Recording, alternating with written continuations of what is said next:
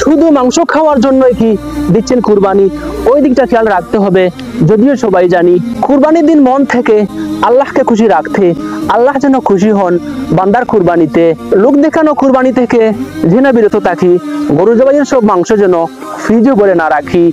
ঈদ করি সবাই মিলে, গরিবের পাশে দাঁড়িয়ে, ঈদ আনন্দ সবার ঘরে ঝাঁক ছড়িয়ে। মাথার উপরে যাদের ছাতা নেই, একমাত্র তারাই বুঝে জীবন কাকে বলে।